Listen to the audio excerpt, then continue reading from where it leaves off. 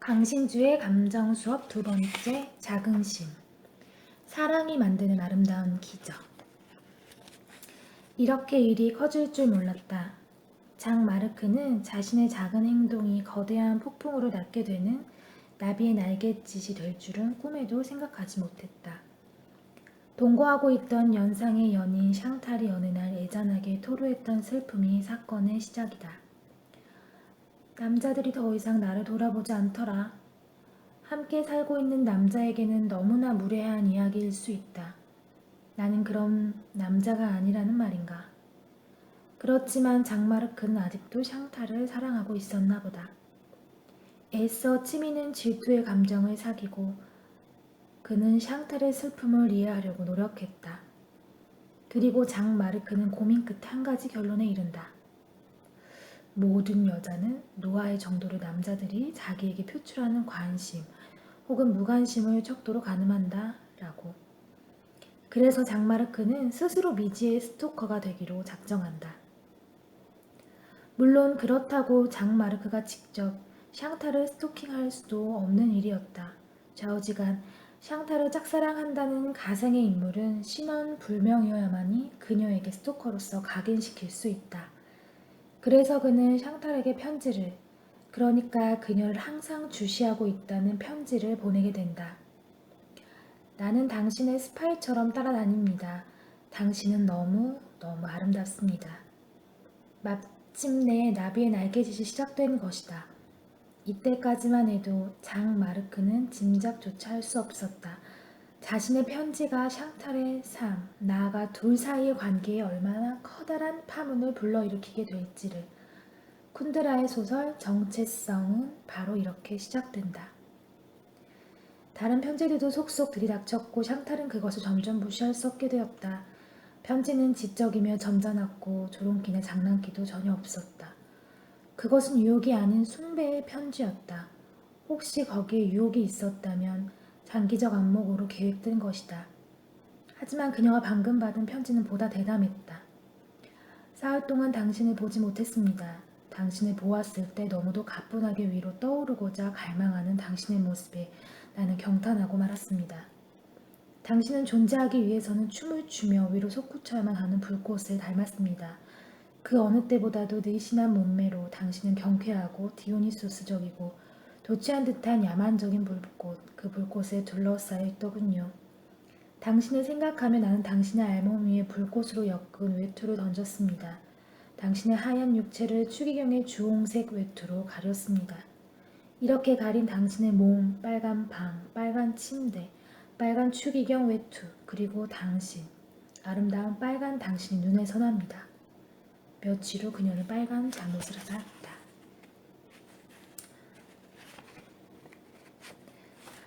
자신의 편지를 받은 샹탈의 변화에 장 마르키는 단혹스럽기만 하다. 누군가가 보고 있다는 것만으로 혹은 누군가가 찬양하고 숭배하고 있다는 것만으로 샹탈은 변하고 있기 때문이다. 편지에 진주 목걸이가 아름답다고 쓰자 장마르크의 선물이지만 너무 화려하다며 자주 착용하지 않았던 진주 목걸이를 자랑스럽게 걸고 외출하는 것이다. 빨간 옷을 언급했더니 샹탈은 빨간 잠옷을 입고 그전에는 느끼지 못했던 새로운 여자로 변신한다. 지금 샹탈은 자신의 정체성마저 바꾸고 있는 것처럼 보인다. 그녀는 진주 목걸이를 싫어하던 여자에서 좋아하는 여자로, 붉은색 옷을 경멸하던 여자에서 붉은색 옷을 좋아하는 여자로 변하고 있었으니까. 그렇다고 해서 샹탈을 찬양하는 스토커의 편지 내용이 전적으로 그녀와 무관한 것은 아니다. 찬양과 숭배의 편지를 쓰기 위해 장 마르크는 예전보다 훨씬 더 치밀하게 샹탈을 관찰했기 때문이다. 스토커의 편지, 그러니까 장마르크의 편지는 샹탈로 하여금 망각하고 있던 자신의 매력에 스포트라이트를 비춘 것에 지나지 않는다. 그렇지만 이 스포트라이트가 샹탈에게 엄청난 자기만족 혹은 자긍심이라는 감정을 부여한 것이다. 자신에게 얼마나 많은 보석이 있는지를 알았을 때 그녀가 어떻게 자신의 삶에 자긍심을 갖지 않을 수 있겠는가. 자긍심이란 인간이 자기 자신과 자기 활동 능력을 고찰하는 데서 생기는 기쁨이다. 스피노자의 말대로 자긍심은 자기 자신과 자기의 활동, 능력을 고찰하는 데서 생기는 기쁨이다. 명시적으로 말하진 않았지만 되돌아본 자신의 모습이 긍정적일 때에만 우리는 기쁨을 느끼는 법이다. 자신이 얼마나 매력적인지 그리고 자신이 얼마나 아름다운지 확인할 때 샹탈이 아닌 다른 누구라도 기쁨을 느끼기 마련이다. 자긍심은 얼마나 매력적인 감성인가. 길거리를 걸을 때도 우리는 걸음걸이는 레드카펫을 걷는 여배우처럼 당당하고 아름다울 것이고 낯선 사람과 대화할 때도 우리의 말과 행동은 거칠 것 없는 아우라를 뿜을 테니 말이다. 그렇지만 평범한 사람들로서는 자기 자신이 진정으로 가치 있는 존재라는 걸 자각하고 그래서 자긍심이라는 감정에 사로잡히는 놀라운 경험을 하게 되는 경우는 그리 흔치 않다. 우리는 대개의 경우 모종의 피해의식에 사로잡혀 위축되어 있기 때문이다.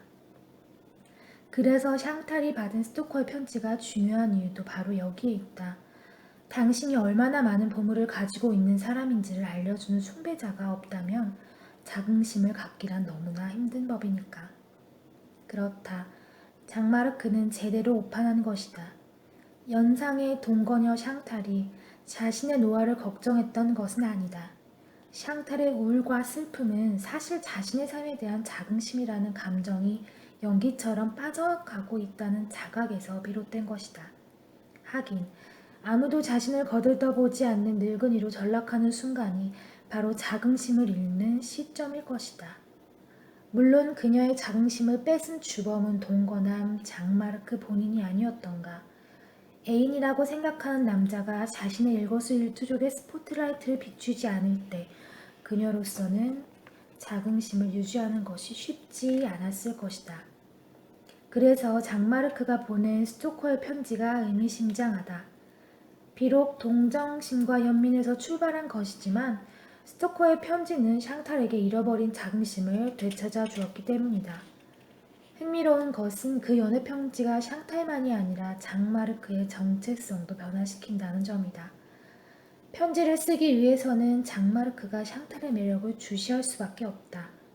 이 과정에서 장마르크는 샹탈을 숭배했고 사랑했던 자신의 모습을 되찾을 수 있었던 것이다.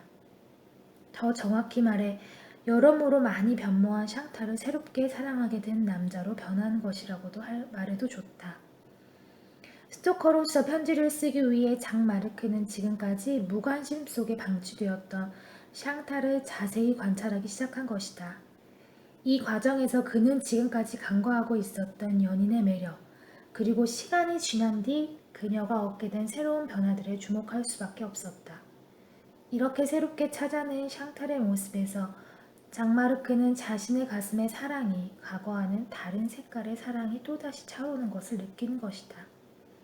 스토커의 편지가 장마르크가 보낸 것이라는 사실이 들통나자 화를 참지 못한 샹탈은 순간적이나마 그를 떠나버린다.